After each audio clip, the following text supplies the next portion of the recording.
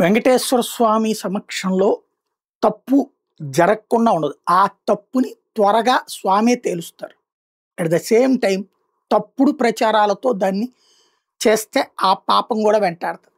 మనకి చూడండి, కల్తీ లడ్డు చివరికి సుప్రీం కోర్టు సీరియస్ అయింది. లడ్డూలో కల్తీ జరిగిందని ఎవడు చెప్పాడు? మీరు చూసారా లడ్డూని? తద్వారా భగవంతుడు దాంట్లో అంటే ఒక సెంటిమెంట్ని నాశనం చేసేటటువంటి ప్రయత్నాన్ని భగవంతుడు ఆదిలోనే కంట్రోల్ చేశాడు. అప్పటికి కొంతమంది చివరికి పశ్చాత్తాప మంత్రాలు కూడా చదువుకున్నారు. తాము తెలియక తప్పు చేశారు. ఎందుకని? ఏ పామాయిల్ కలిసిందో డాల్డా కలిసిందంటే ఆడి పాప నాడు పోతాడంటారు, వాడికి శిక్ష పడాలని కోరుకుంటారు, ఎవ్వడూ వదిలిపెట్టాలని కోరుకు. కానీ ఆవు మాంసం, పంది మాంసంతో కూడినటువంటి కొవ్వు నుంచి తీసినటువంటి నెయ్య అన్నది ప్రతి మనిషి భగవంతుని నమ్మే ప్రతి ఒక్కళ్ళ హృదయాల్ని తొలిచేసినటువంటిది.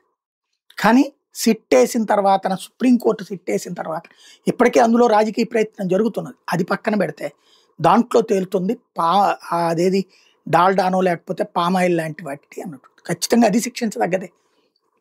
కానీ ఈ సెంటిమెంటల్గా పబ్లిక్ని ఎంతైతే బాధించిందో అదేమీ కాదన్నది ఇప్పటిదాకా దర్యాప్తులు తేలుతుంది. ఇదంతా ఇప్పుడు ఎందుకు చెప్పాల్సిందే? అజయ్ అనేవాడు ఎవరైతే ఈ పామాయిల్ని నెయ్యిలో కలిపినప్పుడు బయటికి తెలియకుండా ఉండడానికి అవసరమైనటువంటి కెమికల్స్ని అందించాడట. వాడు ఇప్పుడు అరెస్ట్ అయ్యాడు తాజాగా.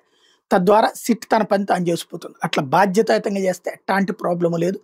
ఆ పంది కొవ్వు, ఆవు కొవ్వు అనేటటువంటి ఒక అసభ్య అభ్యంతరకర ప్రచారం చేసింది మాత్రం భగవంతుడి దయ వల్ల అది కంట్రోల్ అయింది.